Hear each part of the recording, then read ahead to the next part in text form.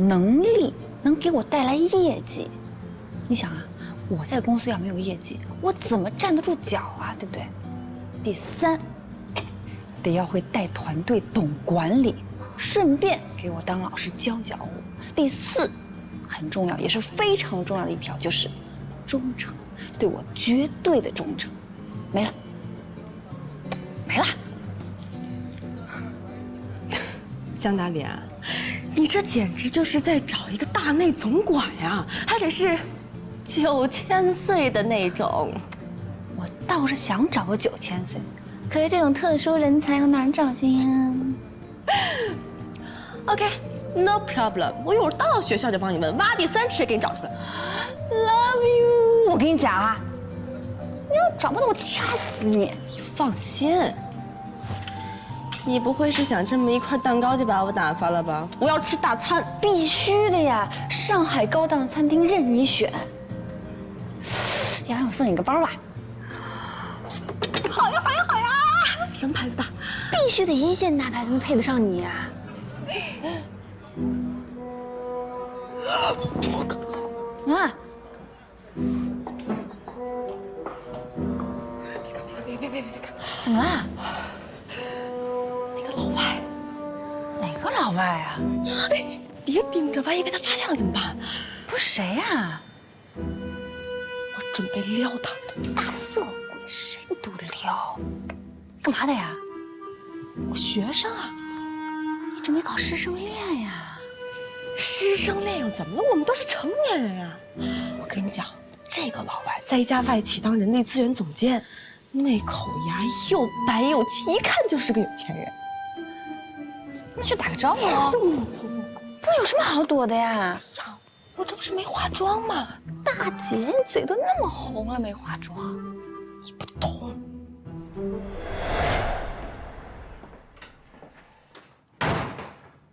老婆回来了。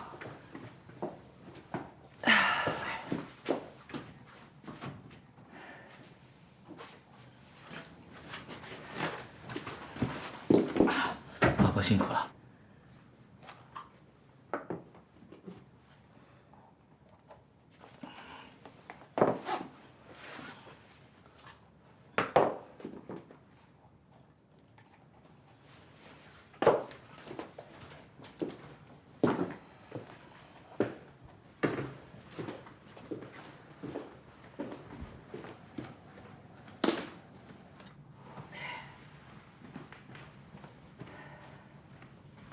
老婆，10分钟前给你泡好的明前龙井，温度正好，败火。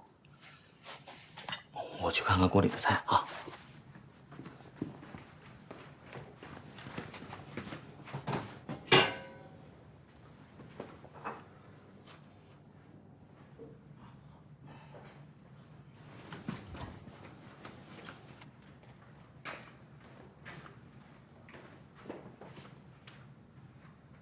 来，我来。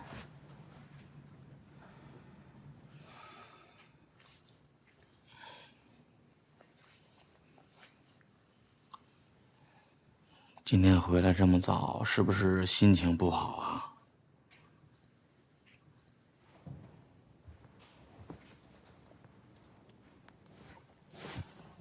那就是你办公室啊？啊，什么时候装修好？他们说得过几天。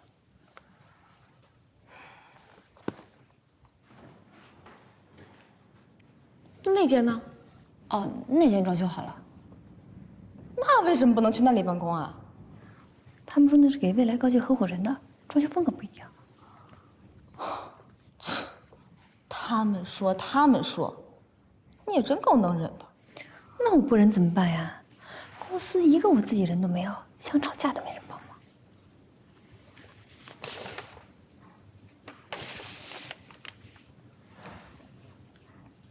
那间就是你说的太后娘娘的办公室吧？啊，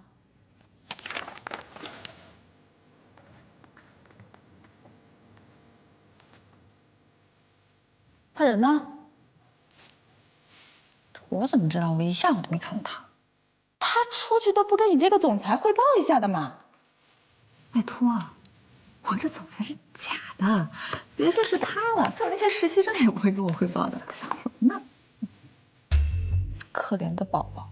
今天下午去趟医院，做了个检查。医生怎么说？是不是又一次被你惊人的健康体魄给惊讶了？那倒没有。医生说有什么问题吗？没事。其实我知道你为什么心情不好，总裁没当上呗。谁说我要当总裁啦？哎呀，你怎么想的？我太明白了，我是你老公，我把你研究的门儿清门儿清的。你们那个发布会，我在网上已经看过了，江大林当上总裁了。哎，不过老婆，说实话，真的挺可惜的。前两天 Tony 看到我，还跟我说：“恭喜你老婆荣升 DL 公司的总裁。” Tony 是谁？你看看你这人啊，我不是已经跟你说过了吗？我们公司新来的销售总监陶继成。哎，对了，他还跟我说，明天晚上想约你一起共进晚餐。老婆，你可一定要去啊，这关系到我的前途。哎，菜好了。哎，我让你帮我找的人呢？我问过了，李斯特，就是我那个学生，他是 HR，给我找了个猎头，我一有消息就立刻跑过来跟你说了。猎头说了，你要找的人档次太高，这在企业里至少也是总监以上级别的，要么就是超级牛的独立公关。像这样的人呢，肯定是不愁找工作的，一般的条件根本不可能吸引到他们。这不是白说了？猎头说了，你要先想清楚，打算给出什么样的条件。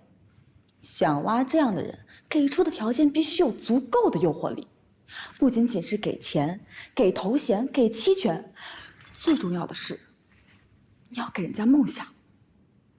梦想。说的文艺点呢，就是许给别人一个 bright future。不就是画大饼吗？画大饼怎么了？想点什么？画大饼怎么了？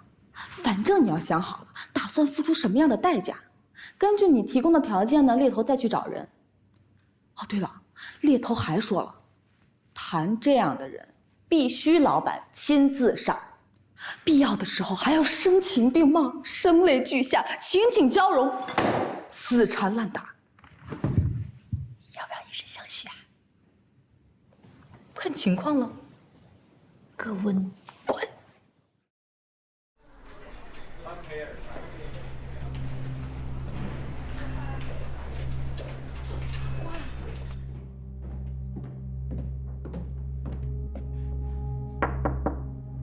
谁呀？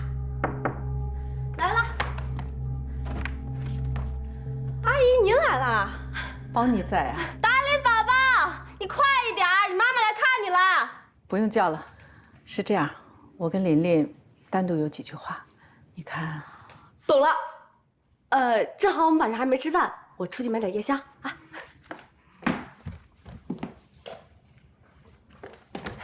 阿姨，您坐。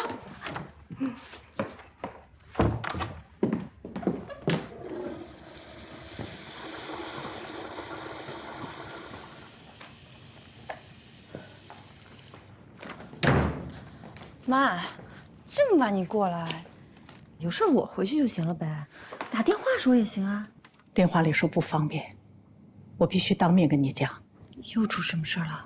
你爸爸给我打电话了，我爸，他人在哪儿呢？他什么时候回来呀？我问他了，他不肯说他在哪儿，但是他说找不到杜少坤，他是不会回来的。爱回来不回来。对了，你爸爸说，在网上看到了你新闻发布会上的视频。真的假的？我爸看了呀。完了，他肯定觉得我把发布会搞砸了吧？没有，他觉得你表现得很棒，很有魄力，有他年轻时候的样子。肯定是你安慰我的。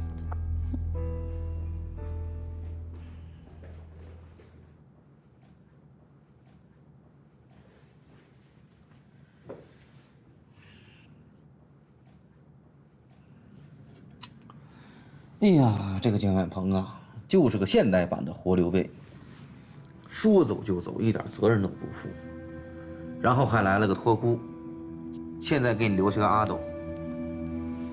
老爸，你不会真想当诸葛亮，对刘备鞠躬尽瘁，死而后已吧？琳琳，我必须告诉你一件事 ，DL 公司有内鬼。内鬼？对，因为你最近一直忙，我没有机会跟你说。其实你爸爸是被人举报的，有人举报他和杜少坤一起侵吞鹏坤基金的钱。一个小姑娘风风光光的当总裁，苦活脏活全都留给我老婆了，天理不容啊！什么刘备阿斗的，你别瞎比喻啊，我心里有数。你当然有数了，我老婆多精明啊！那这人是谁啊？现在还不知道，但是你爸爸说，发布会上明显有人在捣乱，给你好看，联想到举报的人，他认为这个内鬼就在 DL 公司。眼见他起高楼，眼见他宴宾客，眼见他楼塌了。该我警告你啊，姜远鹏是我的老板，是我事业的领路人，是我的好朋友。他出了这样的事情，我心里很难受的。别说的我多忘恩负义似的。可是这个人为什么跟我们家过不去呢？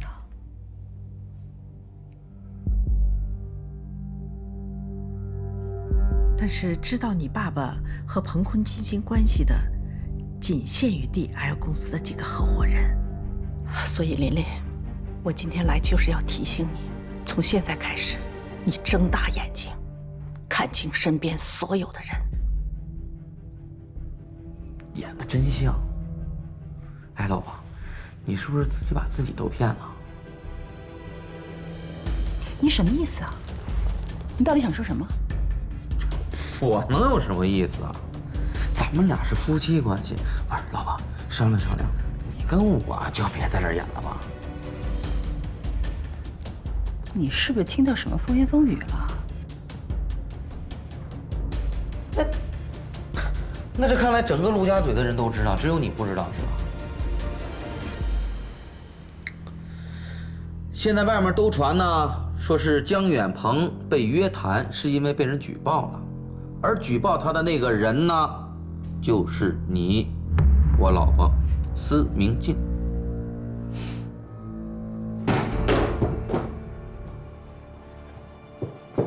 哎呀，老婆，干嘛呀？我不就说了一句实话吗？没必要吧？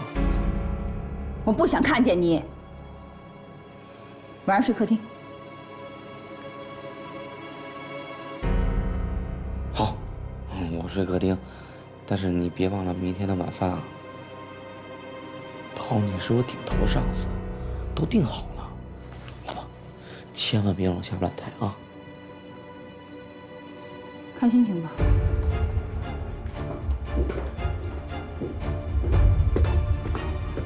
注意心情啊！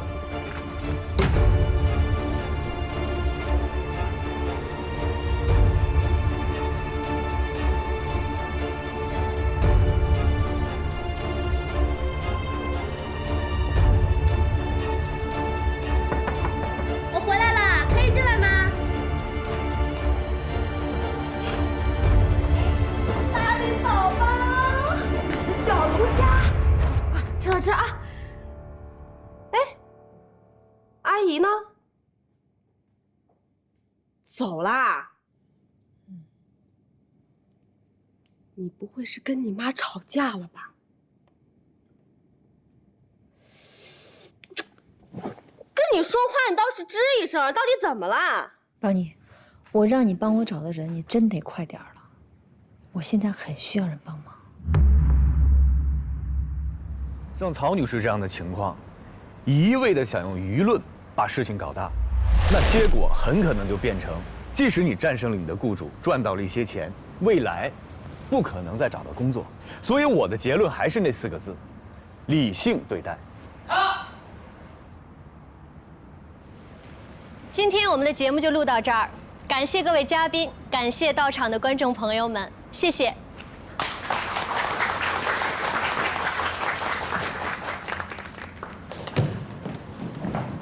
曹女士，今天非常感谢。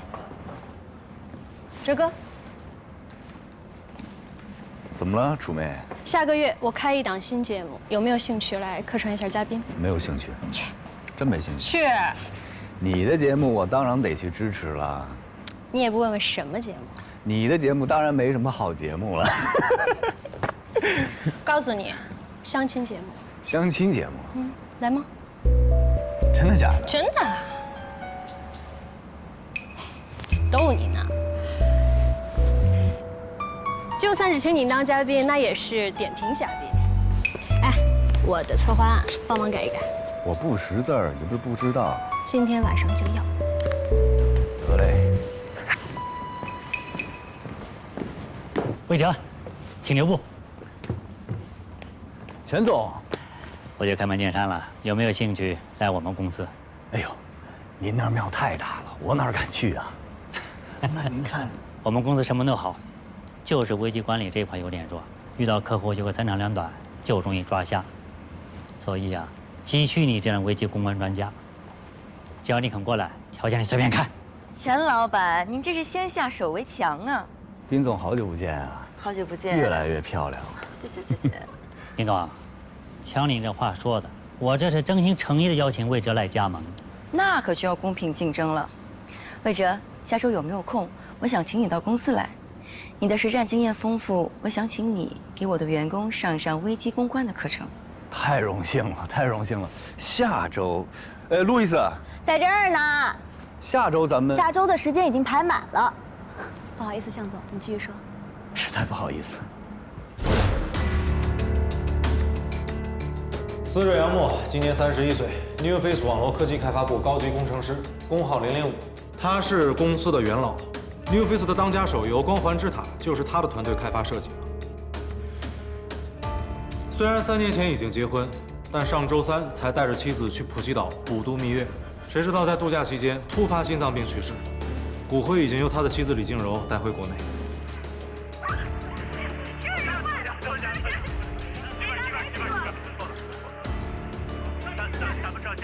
给我拍张。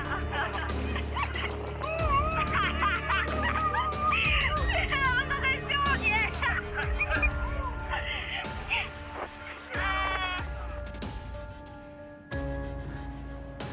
NewFace 对这件事儿十分重视。金堂昨天晚上给我打了2个电话，详细介绍了情况，并要求我们给予足够的重视。各位，金堂反复地跟我强调，虽然这件事儿只是个意外，但 NewFace 现在正面临 C 轮融资，在这个关键时期，他们不希望看到任何对企业不利的负面新闻。什么重要的东西啊，非得在这儿改？王楚的任务是个女人的话，你都听。你说什么？哎，我说啊，那个灯塔公关的向伟可真逗，自己不来跟你说，跑来苦口婆心的劝我，想请你当合伙人。冲他们这种做事找不着重点的作风，灯塔公关不靠谱。那乾坤呢？红点公司这几年发展挺好。乾坤一开口就让我条件随便开，这种货运公司出身的大老粗，江湖习气太重，容易犯错误。犯错误不就正好等你来解救啊？事错了怎么都能救，人错了谁也救不了。那排除法还剩最后一个了啊！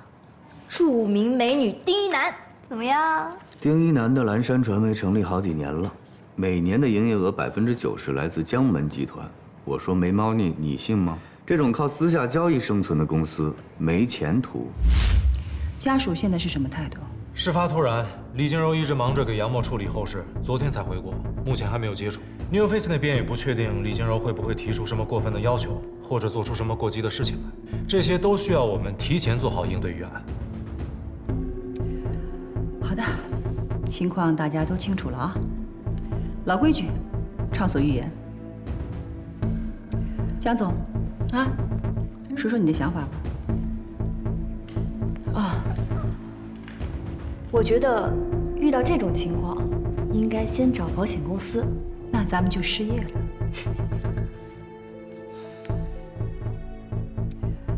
你是找合伙人呢，还是找老婆呀？哎，你说对了，还就得照着找老婆的标准找合伙人。要长得好看，还不能太漂亮；要能干，还不能太精明；要有互相的需求，这才是在一起的基础。还要有共同的价值观，这样大敌来临的时候才能够并肩作战。还要有化学反应，这样吵了架，床头吵完床尾和。最好还能有点工作之外的共同语言，这样即使将来老了，还能够互相搀扶着，慢慢聊聊天。我让你查的DR公司查的怎么样了？有什么好查的？我跟你说了100遍了，我吩咐你的工作不许夹杂个人主观好恶。查了，不过我觉得你不合适。为什么 ？DL 传播虽然业务范围广，但以营销为主，根本没有独立的公关部门。你是谁？你是著名的独立公关人。你去一个连公关部门都没有的公司干嘛？没有不是更好吗？说明正需要我这样的人去帮他们开疆拓土。虽然江达林接替江远鹏出任 DL 总裁，但是呢，鹏坤基金的事情影响还是没能消除。现在是 DL 最动荡不安的时候，很多人想跑都来不及，你居然还想往里跳？那些人想跑，是因为他们知道自己没有能力能帮 DR 公司走出困境。可我不一样啊，扭转乾坤是我的长项。DR 公司越是动荡不安，越能体现我个人的价值。OK。我觉得我们应该先联系媒体。如果李静柔真的发布一些不利于 NewFace 消息的话，肯定是要通过媒体的，而且是自媒体的大 V 们。在不了解家属的态度之前，媒体对外的口径应该是 NewFace 对于杨木的去世深感悲痛，不过分渲染，保持低调。明白了。之前 NewFace 的案子一直是由江总负责的。啊？哦，对不起，我说的是你爸爸。威廉，之前我们就商量过了，这个案子你接手。Stella， 你再考虑考虑啊！我实在是没有精力接了。昨天晚上金堂跟我通完电话，我又陪着地龙珠宝的杨总聊到凌晨2点多钟。他们明年的公关费用至少要增加10%，我这几天得赶紧做好方案给他们，不然丢了这样的客户，我们损失就太大了。那 NewFace 的案子就没人管了？好，我管。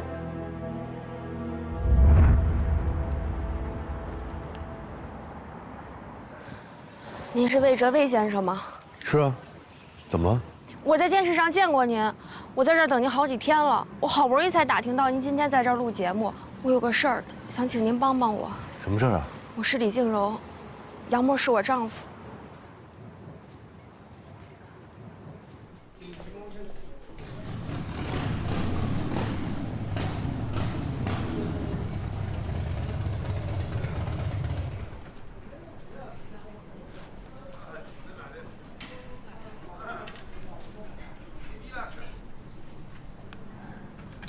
你原来住在这么漂亮的地方啊！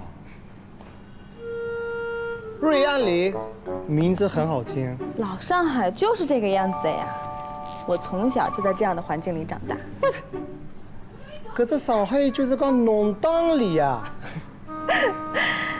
李斯特，你也真是的，今天又没有你的课，你还专门跑到学校接我下班，这叫突然袭击，搞得人家措手不及的。你是我的女神啊，我愿意呀。小点声，被邻居听到多不好呀。算了。哎，对了，你不是说你家里有事儿吗？你先上去忙你的，我在楼下等你啊。哎，不用，现在时间还早呢，你先去，我保证我一定会准时出现的。好，咱们8点半不见不散。嗯。哎，李斯特，谢谢你这么快把消息给我送来。你交给我的任务，我必须得完成。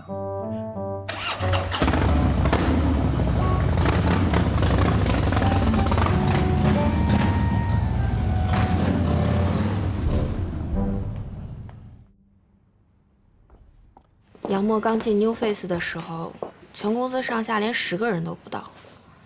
他们租了一套公寓，1个月就开4000多块钱，几个人吃也在里面，睡也在里面，没白没黑的写代码，好几次写到下半夜，实在累得不行了，就往椅子上一靠就睡着了。第2天睁开眼了继续写，他们同事说，早上看见他不是躺在那儿就是趴在那儿，都忍不住想上去试试他还有没有呼吸了。没想到，现在都变成真的了。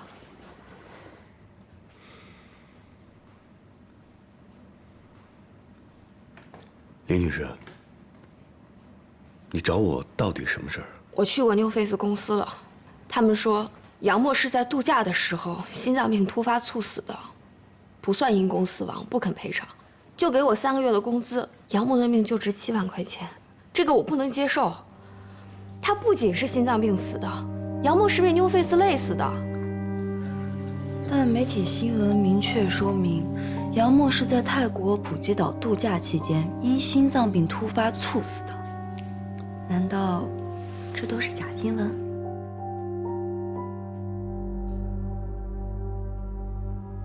媒体当然会向着 New Face 说话了，他们根本不知道真相。杨默是在泰国死的，但那个时候他一直在忙公司的事儿，根本就没歇过。你说具体点儿。我们在泰国期间，公司的人一直联系他，10分钟一个电话，微信就没断过。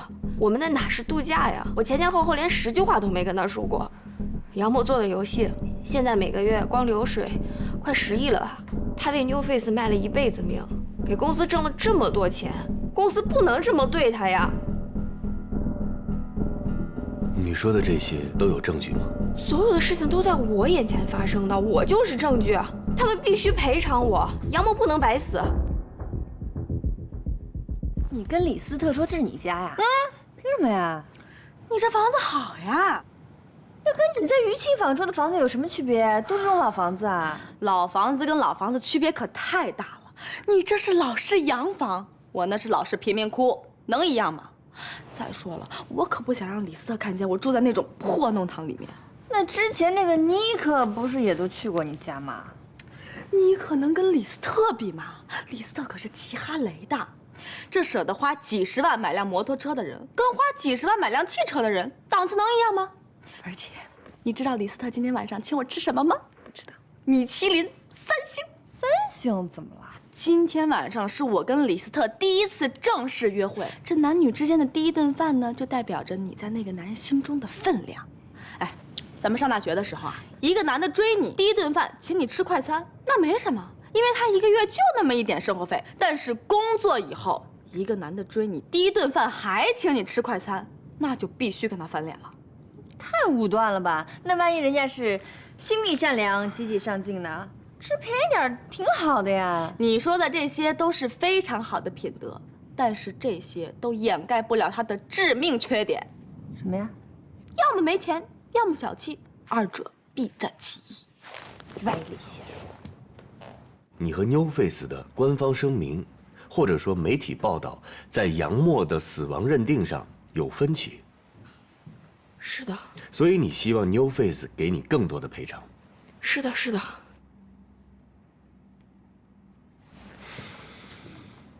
那你应该去找律师。我找过律师了，律师说这种劳动纠纷前期都以沟通为主，如果我自己实在没办法跟他们沟通，可以找一个专业的公关人代表我去跟他们谈。我这个人嘛，平常就不太会说话，现在这个时候我更没有办法心平气和地跟他们谈了，所以我的律师向我推荐了您，想让您帮帮我。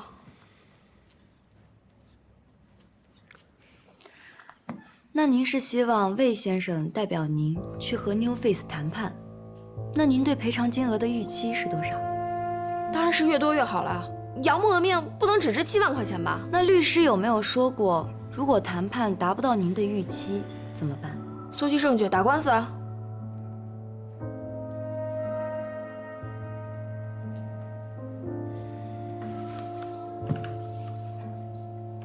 对不起啊，李女士，我对你的遭遇非常同情，我也对杨默的不幸去世表示哀悼。但是，你的这个忙我帮不了你。为什么？我一直以来接的都是公司业务，从没接过私人业务，所以这件事儿超过了我的业务范围。我个人的建议啊，既然你已经有了证据，那你就应该直接走法律程序。我在几个高端的招聘网上下了英雄帖，就不信找不着人。你看，人我已经给你找到了，李斯特给你推荐了一个男神级的人物。大姐，我要找的是大神，男神大神有区别的好吗？不，这个绝对没有区别。男神的皮囊，大神的头脑，二神合一呀！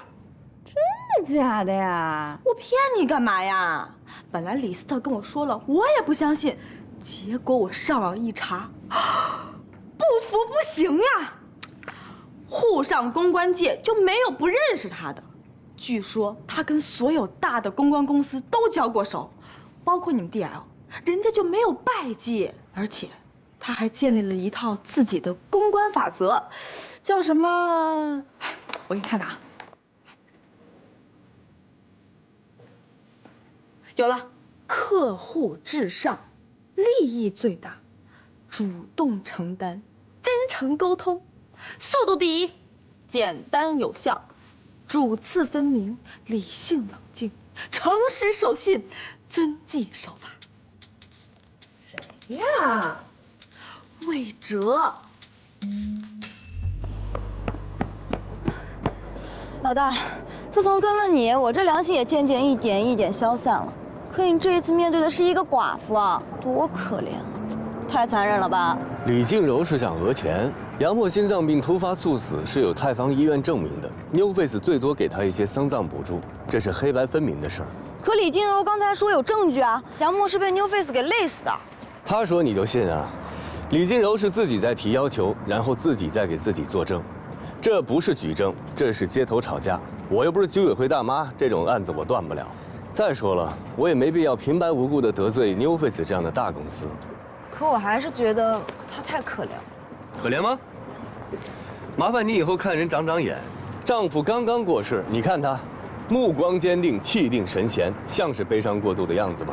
李静柔找我，核心就2个字儿：想要钱。这你都看不出来？亏你还是做公关的，亏你还是个女的。我是女人怎么了？头发长见识短，你不知道啊？你头发不长。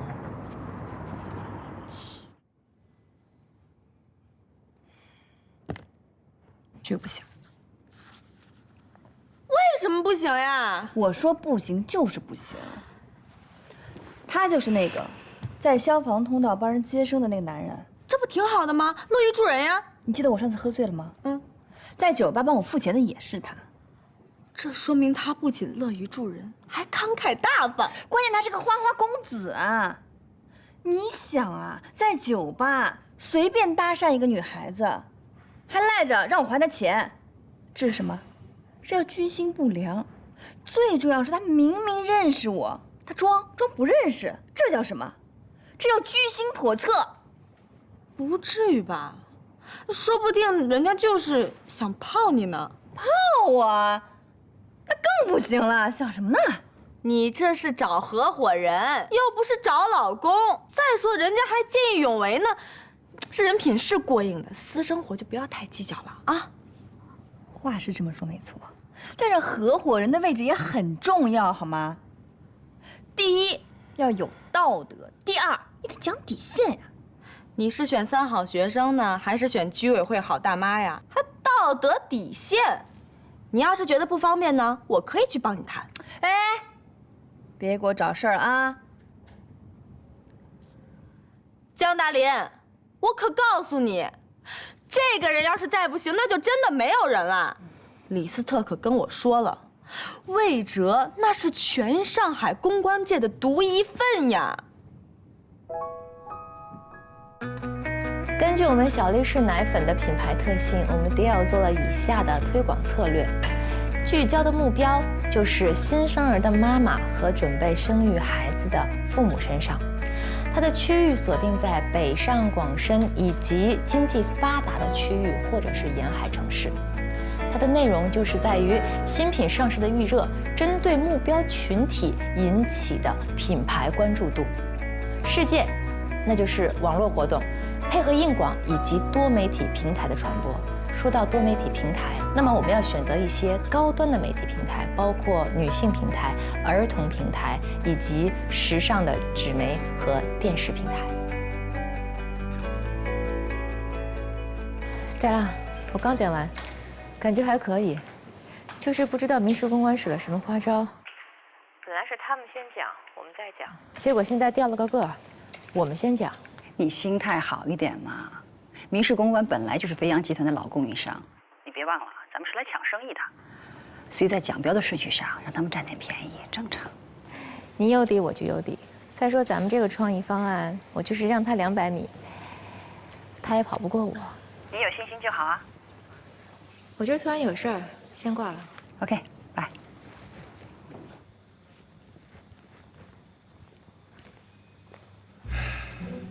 真巧，真巧。看来舒总今天心情非常好，想必奖标进行得很愉快吧？谈不上愉不愉快，日常工作而已。心态真好，看来舒总的平常心日常练得不错。回头万一丢了项目，也应该可以当做日常工作。你也说了，万一丢了项目，可见是丢不了，所以多练练平常心的应该是你。哎。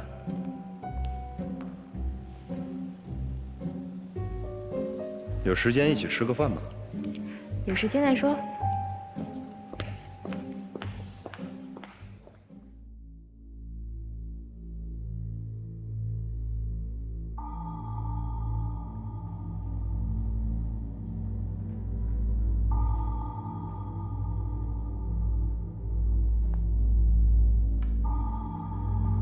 你也写了24个比例啊？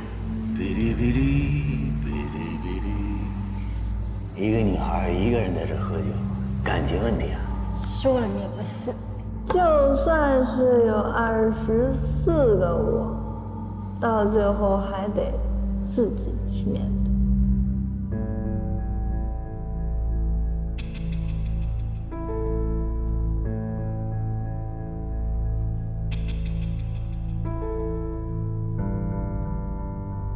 不看不知道，一看吓一跳。这个李静柔还真是可怜啊。老大，其实我觉得这个 case 啊，真的挺适合你的。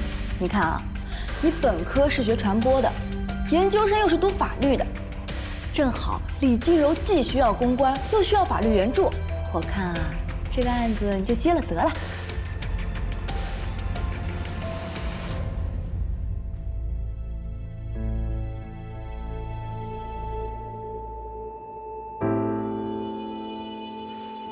老大，你猜猜 New Face 的公关代理是哪一家？居然是 DL 传播！你想想啊，你要是接了李静柔这个案子，干掉 DL， 那不是易如反掌吗？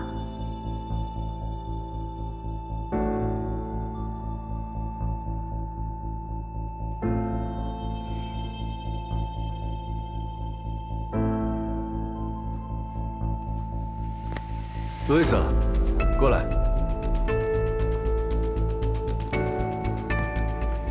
老大，你答应了？给老罗打个电话。老罗？他不是一直劝我开直播做公关讲座吗？你跟他说我答应了，明天就可以。直播？干嘛好端端要做直播啊？明天你就知道了。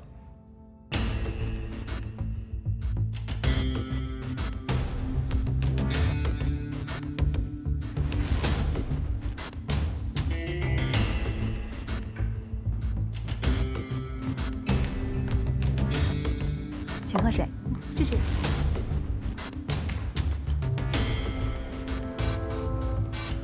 魏先生可以开始了吗？你说可以就可以。OK。各位网友好，今天我们的直播嘉宾呢是公关界的大咖魏哲先生。魏先生一直很忙的，所以我们西瓜视频请他是非常的不容易。那今天我们请魏先生来谈一谈最近热门的彭坤案。大家好，很抱歉，今天我不想聊彭坤案，我想来跟大家聊一聊 DL 传播。很多做公关的朋友应该都知道，危机公关处理有黄金24小时的法则。当姜远鹏失联以后，公众们都在期待着 DL 传播能够给出一个声明，但是很可惜 ，DL 传播错过了这黄金24小时。危机公关处理有黄金24小时的法则。当姜远鹏失联以后，公众们都在期待着 DL 传播能够给出一个声明，但是很可惜 ，DL 传播错过了这黄金24小时。哈哈，有网友朋友夸我长得帅，谢谢你哦，被你看出来了。但是呢，你要再仔细观察观察我到底帅在哪里，不要总是发你很帅，你很帅，你很帅，一点新意都没有。他们是什么时候给出的回应呢？3天后，也就是有人去他们公司泼了油漆以后，他们才如梦初醒般的开了一个发布会，轻描淡写的说了一下这件事情。呼呼，有网友朋友们送我火箭了，谢谢喽！要是在生活中送我一个就太好了，有一个又一个。哎呀，好了好了，先别送我了，让我把话说完。作为全上海顶尖的传播公司，他们连自己的危机公关都没有处理好，所以我非常的质疑。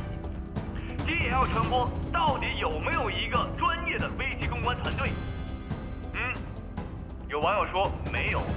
你是 DL 传播的人吗？啊，你一定是我派过去的卧底吧？还真让他说着了。咱们公司是没有危机公关团队。你哪会儿的？其实我对 DL 传播多少还是有些了解的。姜远鹏先生是著名的公关专家，全上海的公关业务他是大了。但是现在姜远鹏先生一走，可就不好说了。从目前的表现来看，我敢认定 ，DL 传播已经没有一个真正懂得危机公关的人了。所以啊，我很替 DL 的客户担心，你们可要小心喽，千万不要出事儿。他们做正面的宣传是1个顶2个，但是一旦你们出了事儿，那可就只能听天由命喽。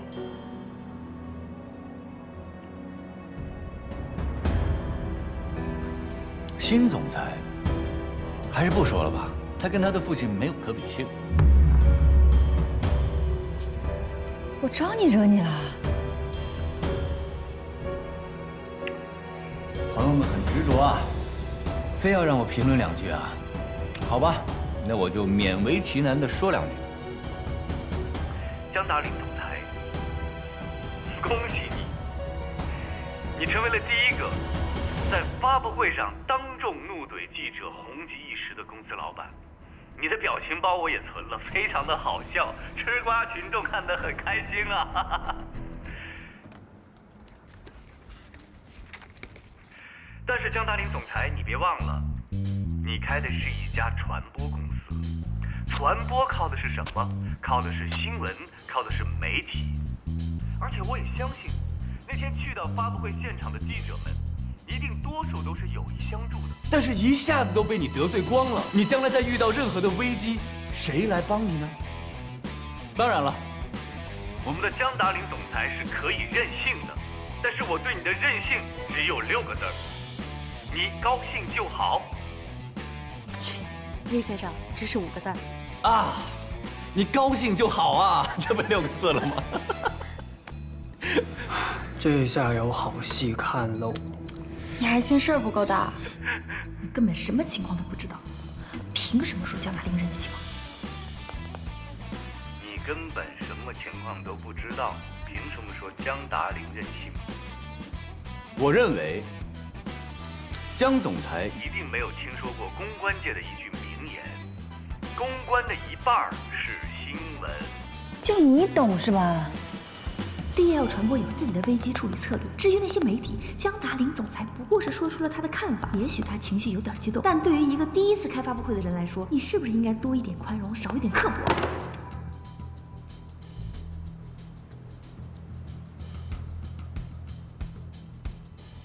有个路人朋友发了很多的话，我猜，一定是 DL 传播的朋友吧？哇哦！谢谢我懂你，谢谢摩天轮，又是100个哦！谢谢西瓜雨，这位路人朋友，江达林既然接替了总裁的位置，那他就必须要有总裁的担当。他现在代表的是整个公司，不是他个人。OK？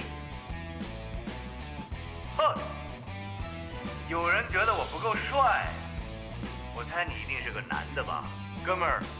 不然你不可能 get 不到我的帅点呀！回去问问你的女朋友，我魏哲究竟帅在哪儿？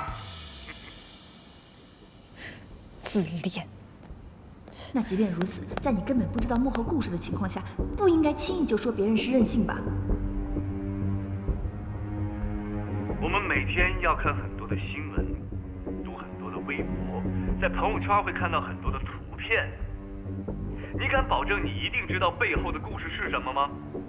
但是你也没少去评论呢，不然这些弹幕评论从哪里来的？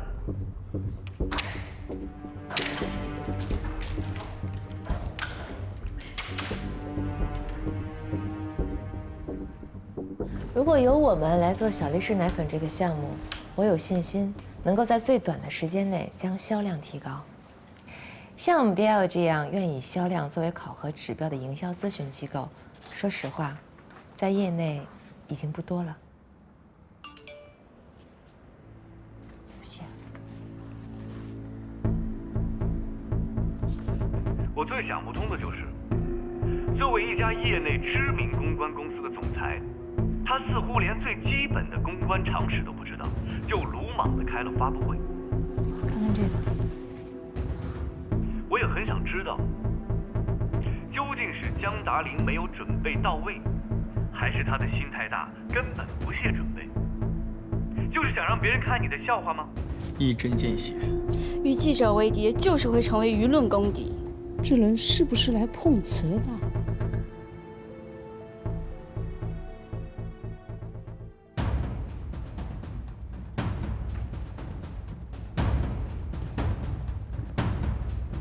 我要求接手 New Face 的案子。为什么呀？因为魏哲，他在网上那么说我要不做点什么，那不就默认了我是他说的那个什么任性妄为、一点公关常识都不懂的白痴吗？再说了，这个案子本来就是我爸的，我接手合情合理。如果是因为魏哲，你大可不必这么在意。他就是举个例子，还真当真了。有这么举例子的吗？我不管他魏哲的目的是什么，现在所有的网友都认为我江达林担不起总裁这个担子，认为我们 DL 不会做什么危机公关。我必须要想办法证明他魏哲错了，而且是大错特错。我这么做，也不只是为我自己，也为了咱们 DL。关键是不能让客户对我们丧失信心啊！你们也不用这么看着我，可能在你们心里跟魏哲想的一样吧，我确实不配做这个总裁。的确，我没有什么实战经验，但我好歹也是公共关系与传播专业硕士毕业。我在国外这些年，我没有在玩，我有很认真的学习。你想好了？我是总裁，我决定了 ，New Face 案子我要管。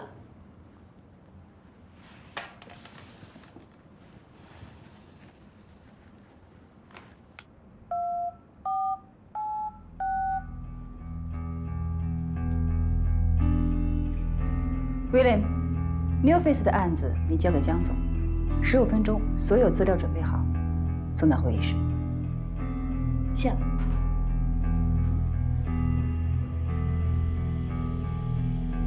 这让他干呀？他是总裁，他说了算。New Face 的案子多棘手呀，他是第一次，从来没有单独干过。要不然，我配合他一下。你不要多事。进来。江总，您要的资料我都拿过来了，有些电子版的我一会儿会发给你。谢谢哈。不客气。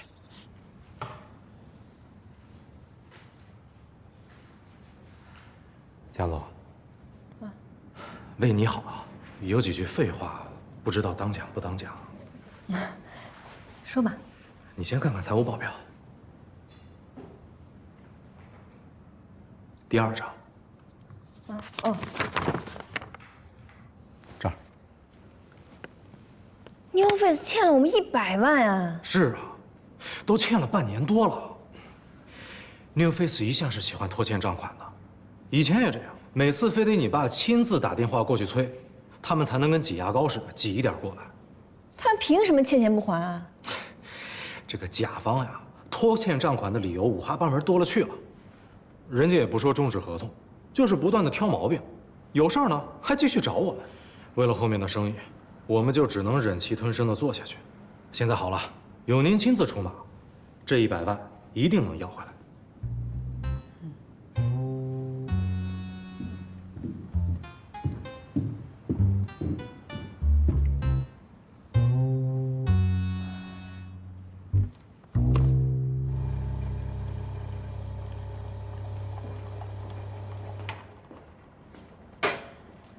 谢谢。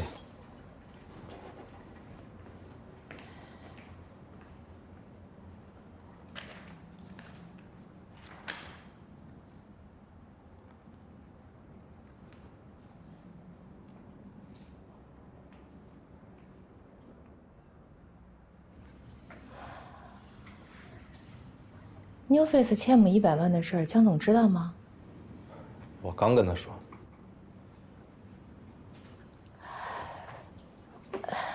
我们这么做是不是有点不太厚道？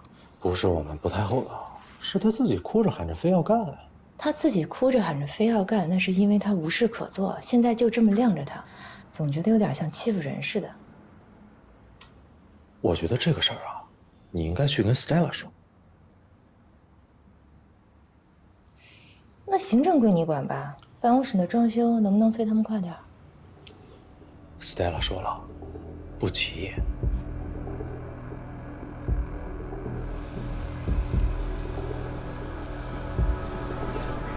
江达林总裁，恭喜你！你成为了第一个在发布会上当众怒怼记者、红极一时的公司老板。你的表情包我也收藏了，很好笑啊！吃瓜群众看得很开心啊。但是，江总裁，你别忘了，你开的是一家传播公司，传播靠的是什么？传播靠的是新闻，靠的是媒体。而且我也相信，那天被请到发布会现场的媒体们，一定多少还是想有意相助的，但是一下子都被你给得罪光了。不是吧你，在直播里当众被人损一遍不过瘾，回家还要看多少遍视频啊？受虐狂！我觉得他说的没错，连他都看得出来，能被我们公司请到现场去的这些记者，都是平时跟我们公司关系不错又有意相助的媒体。如果没有人纵容的话，他们怎么可能这么肆无忌惮的为难我呀？你还挺想得开的。我看这个魏哲啊，别的水平不知道，这搞事情的水平倒是一流的嘛。我觉得这回他算是帮了我。那你还成帮你了？你想啊，他说的这些事情，难道我不知道吗？可是我知道有什么用，我不可能现在就跟 Stella 对着干，对不对？他刚好把我想说的话全都说了出来，提醒那些人，我不是傻子，明眼人都看得出来。你这么一说的话，好像还有点道理啊。这叫什么？帮你敲山震虎。Stella， 那就说好了，明天早上9点我给你约王总。OK。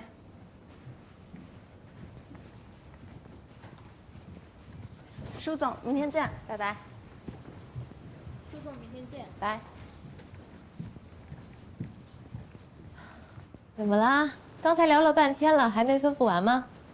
是不是又让我加班呀？你刚才说明天要参加校友会。是的，但如果要是有事的话，我也可以不去。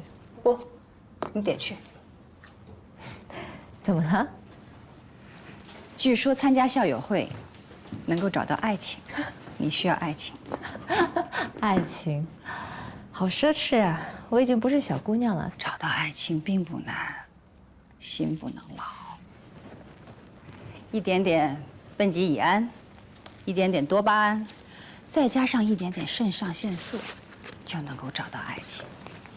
地球上70亿人，发生这么简单的化学反应，应该属于大概率事件。被你这么一说，这个校友会我还真不敢去了。不，你必须得去。为什么？魏哲是你的校友吧？没错，但是不熟。他那个助手路易斯，之前应聘过 DL， 由于毕业院校一般，面试没有成功。有这事儿吧？有这事儿。怎么？你连他的助手都已经查了？知己知彼。魏哲在直播上对 DL 明目张胆的找茬，这不是偶然事件。我们得搞清楚他的意图。而且，圈中在传他最近想动一动，再找下家。对于这样的明星转会，我们 DL 不能成为局外人。你的意思是让我去试探一下魏哲？不是试探，是诚恳地邀请他加盟。如果魏哲不能加入 DL， 迟早有一天他会成为我们的敌人。那可不是一个美妙的消息。我懂了，去吧，打扮漂亮点儿。他是单身，魏哲也需要爱情。这个任务太艰巨了，我可能无法完成。不，你可以的，看好。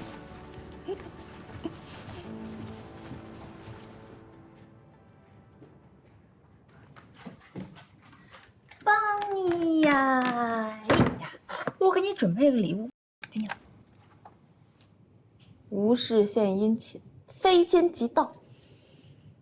看出来了哈。你的那个李斯特不是要帮我把魏哲挖过来吗？这个事情还能不能搞定了？不会吧你？他刚在直播上骂过你，你现在又想挖他了？你说我怎么办？我现在只有总裁这个名头，我没资历、没阅历、没能力，还没有人脉，我什么都不行啊。可是魏哲行啊。是，他在网上挖苦我，很难听，可是我气量大呀。他是这方面的专业人才，我需要像他这样的合伙人。真累。走了。哎，你是不是跟李斯特约会啊？他今天晚上请我吃私房菜，有什么佛跳墙啊、贵妃鸡啊、秃黄油拌饭。知道秃黄油是什么吗？就是大闸蟹的蟹黄跟蟹膏，用葱香给它一爆炒。好了，今天晚上这顿饭我买的，但是必须要让你的李斯特帮我把魏哲挖过来。只要这件事情搞定了，你和他谈恋爱这件事情，我准了。好的，老板，加油！好。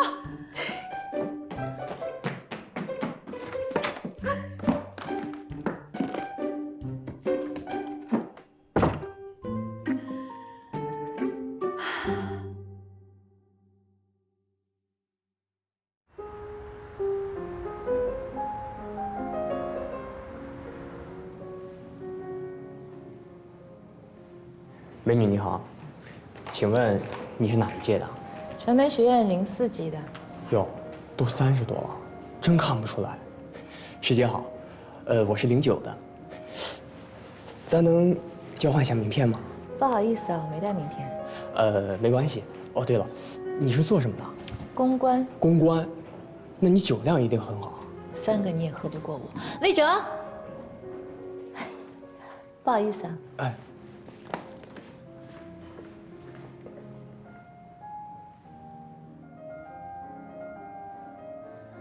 你好，传媒学院04级抒情。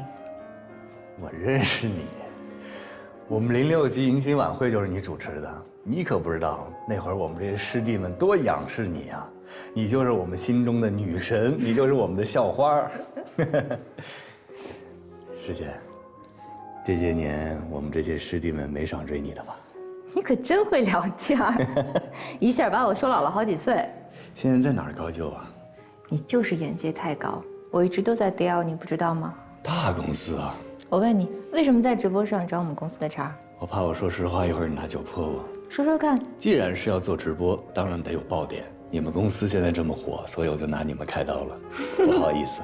还行，实话实说。不过我听说你最近想动一动，消息挺灵通啊。为什么呀？做个独立的公关人，自由自在的不好吗？职场就是座围城，有的人想从外面进去，有的人想从里面出来。少来！如果真的想动的话，不知道我们 DL 有没有机会请到你这尊大神啊？我哪高攀得起呀？你是看不起我们吧？整个上海排名顶尖的 DL 传播，我敢瞧不起吗？那薪水、职位期权，一切都可以谈，我们很 open 的。我是认真的。认真的 ？Stella， 你不会告诉我，你也不知道吧？大名鼎鼎，如雷贯耳。那就好，他让我转告你，他也非常期待你的加盟。那我得好好考虑考虑，没准一会儿我喝多了就答应了。师姐，我先进去喝一杯。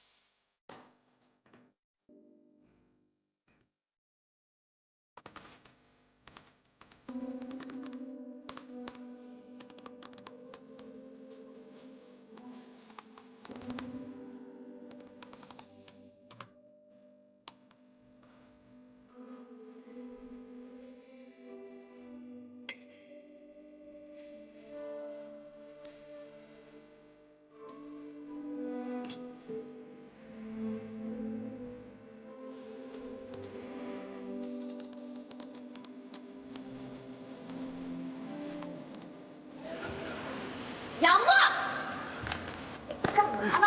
你昨天晚上怎么答应我的？不是说好了今天不碰见他了？我错了。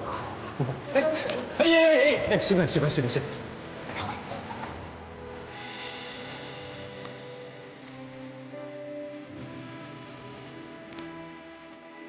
怎么了？别弄了。哎，你不是说好今天不想走吗？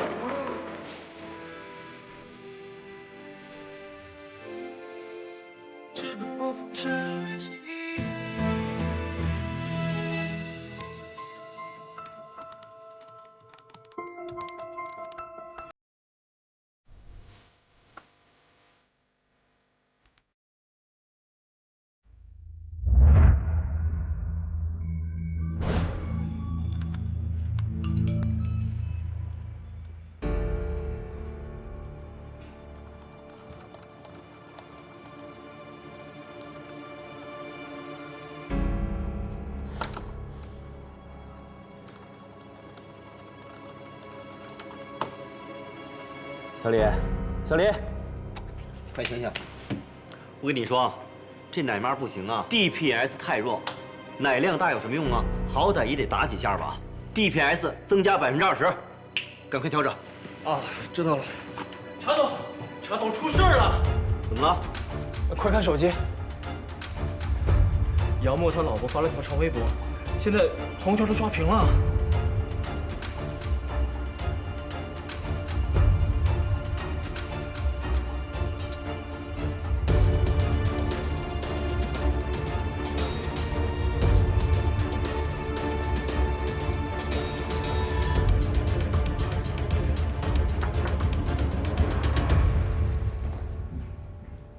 不好意思，江总，请问现在 New Face 杨默那个案子是归您管了吗？是啊，他们刚给我打电话，那边出事了，要你马上过去一趟。啊？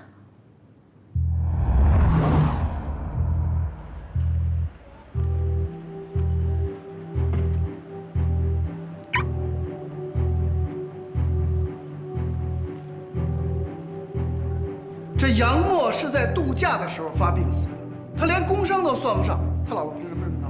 讹人是不是也得先占点理儿？想钱想疯了是吧？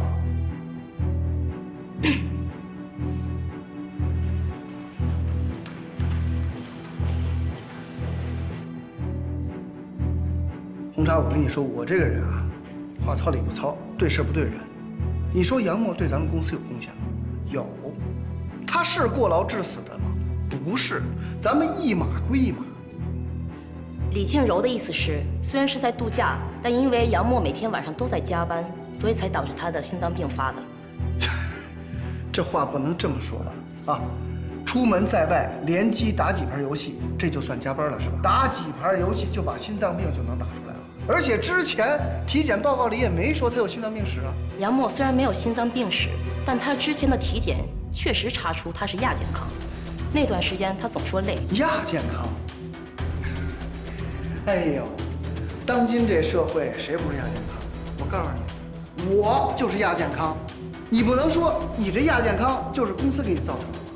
每个人都要为自己的身体健康要负责任的。如果你觉得身体不舒服，你完全可以说出来嘛。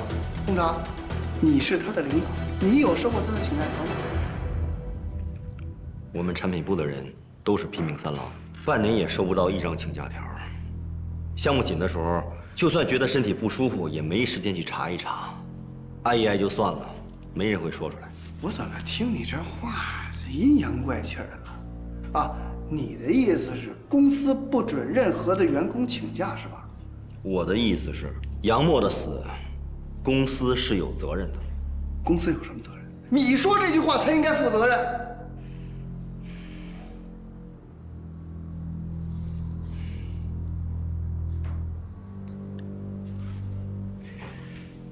红茶，我知道他是你的手下啊，他的死对于你来说打击很大，但同样对咱们公司的打击也很大。你不能因为你们俩关系好，你就非说这事儿就得公司负责任，而且你是咱们公司的 CTO， 你是有股份的，所以我觉得你说话之前你先动动脑子，你有些话你不能胡说。我没胡说。你什么意思？你听不懂我在跟你说什么是吧？非要我给你挑明了是吧？你们这些门道我不懂，反正我就一个意见，绝不能因为这点钱寒了兄弟们的心。什么叫这几个钱？不是这几个钱你创什么业？这几个钱你不分吗？哎，你谁啊？你好，我是 DL 传播的江达林。DL 传播的是吧？我们公司的负面新闻已经在网上传疯了，你们怎么才来啊？啊，你们那些所谓的舆情监测呢？啊，出了事儿还得我们先通知你们，那要你们干嘛呀？实在抱歉。而且你们这公司也太敷衍人了，就派你这么一个小姑娘过来。你说说吧，你们公司现在什么意见？截至目前为止，李静柔这篇长微博已经是热搜榜排名第1，转发量15万，评论量10万。行了，说点有用的行吗？这些我们都已经知道了。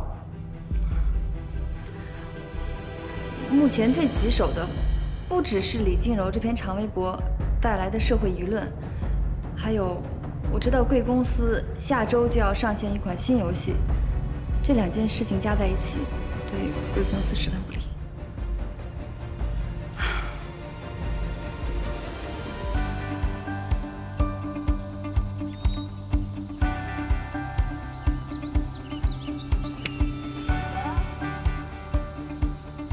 好球啊，周总！您这技术真的是越来越精湛了。看来今天又得是我输了。输球没什么，重要的是生意别输。对，周总您说的是，这个现在正是我们 New Face 最关键的时候 ，C 轮融资能不能成功，还得看周总您愿不愿意多帮忙啊。这个你就不用担心了。其实我一直都看好你们，只不过。我最近听说你们刚死的那个工程师，他老婆闹得很厉害。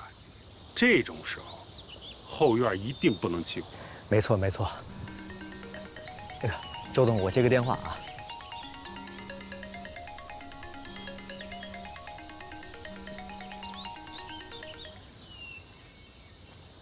喂，你说。哎，雷总，现在有这么个情况要跟您汇报一下。关于杨默这个事儿，咱们从法律的角度上来说，一点问题都没有。但是呢，他媳妇在网上搞得声势浩大，这正好赶上咱们公司这个新游戏马上就要上线了，所以法务这边的意思是，雷总，我建议可以给李静柔适当的抚恤金，尽快把这件事结束掉。适当是多少？之前说给他3个月的工资作为补偿，但他不满意。他1个月工资多少钱？不算项目奖金，每个月2万3，3个月差不多在7万左右。雷总，你的意思呢？给他6个月的，不能再多了。雷总，李静柔之所以发微博控诉，是因为她是个家庭妇女。杨默一走，她完全没有经济来源。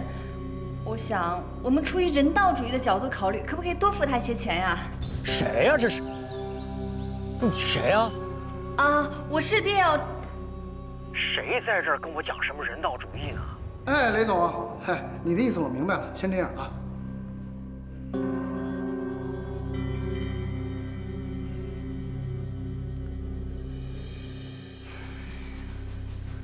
这样，我来想办法，劝雷总把他的补偿款涨到10倍了。你来想办法，尽快和这个李静柔给我达成协议。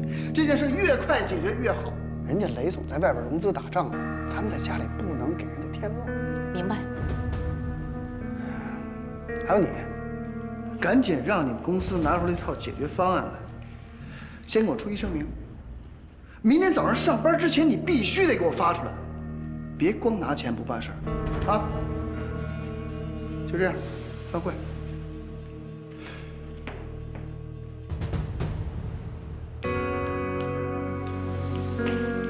金总这个人就是这个脾气，你不要太在意。没事。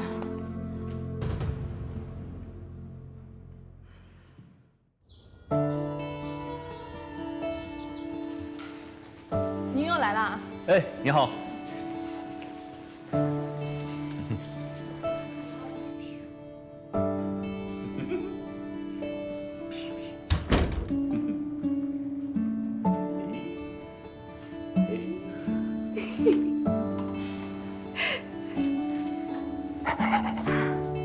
你看你儿子的手一直抓着我不放，太可爱了。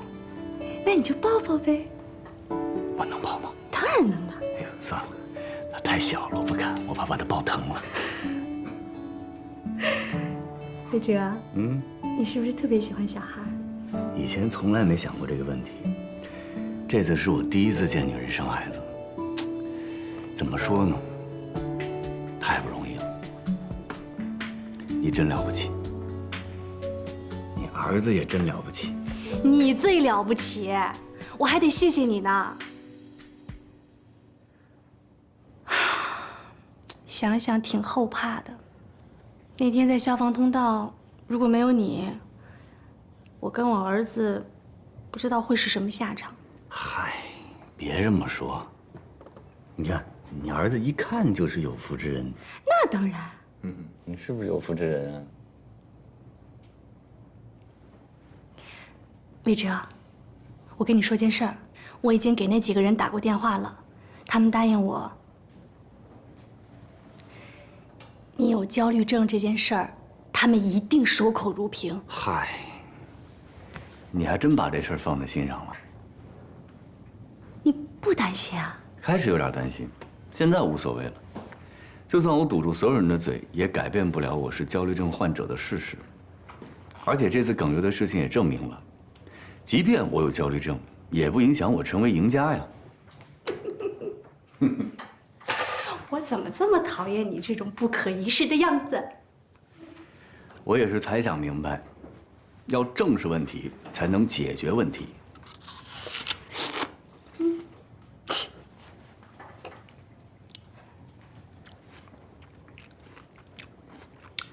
哎，我都来医院好几回了，怎么从来没见过孩子他爸呀？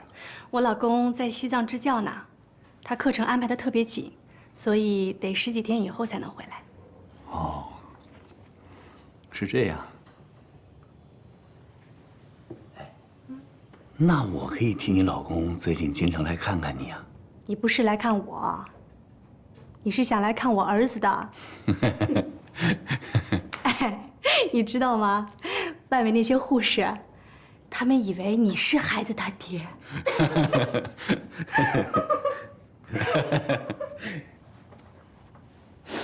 魏哲，啊，我特别认真、特别正式的想跟你说，我想请你给孩子当干爹。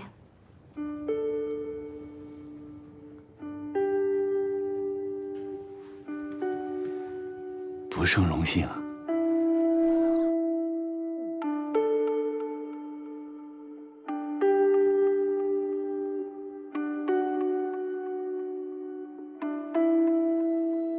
大林宝宝，你看我这个肌肤测试结果这么高的分数，果然，认真清洁的皮肤就是完美。你真有闲情逸致，我这都愁死了。我明天一早必须要交出声明，可是我到现在一个字儿都没写呢，我该怎么办呀？你快帮帮我吧，我实在是不会写啊。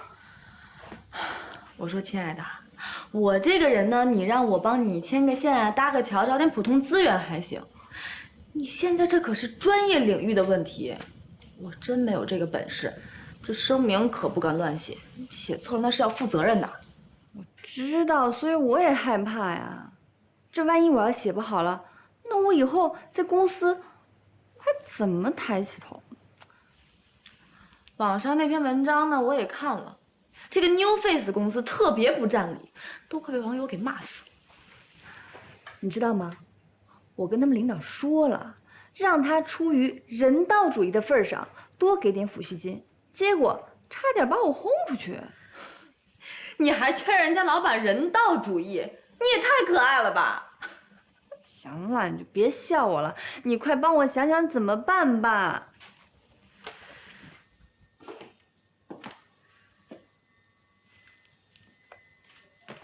实在不行，你去问问你们公司那个 Stella。我找她，我疯了吧？我才从她那儿雄赳赳气昂昂的把这个案子要过来，这还不到1天，我就灰溜溜的回去找她帮忙。我还要不要脸啦？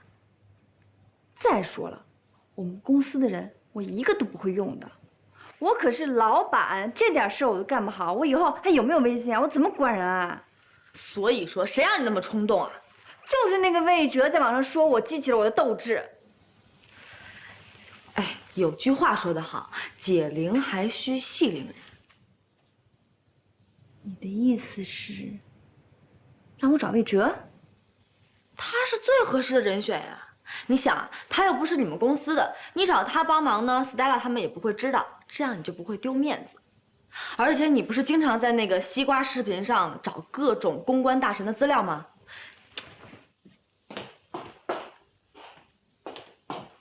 你看啊，现在这个西瓜视频的首页上全是他的视频。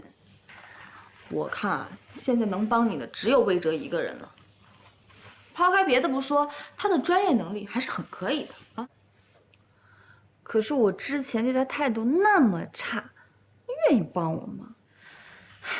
现在知道后悔了？我早就跟你说过，见面留一线，日后好相见。不过我觉得你也不用太担心，你可以找个借口去见他，然后呢，跟他好好道个歉，认个错。实在不行就牺牲点真金白银嘛，大不了多分他点 New Face 代理费。总之，你要用你的诚意去打动他。你说的还真挺有道理的。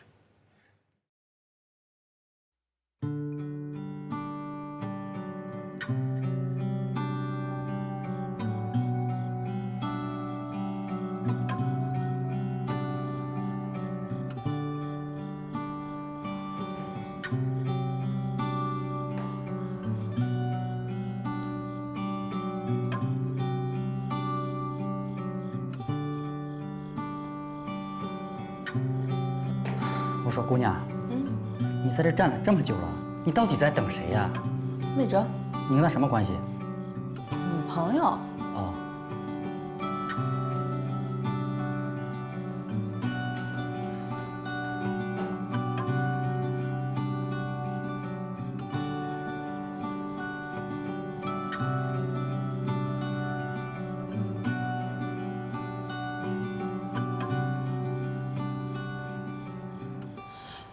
魏征老师，你终于回来，我等你好久，我都等傻了。你怎么来了？我是特意来给您道歉的。这是我送你的礼物，请您笑纳。为什么要道歉？是这样，我呢去了那个酒吧，我也问了凯文了，确实是您帮我付的酒钱，所以之前是我错怪您了，不好意思啊。你怎么知道我住在这儿啊？跟踪我？不用。你在微博上抛过一张你家里的照片，我经过一比对啊，发现你就住在河滨大楼，太有品位了。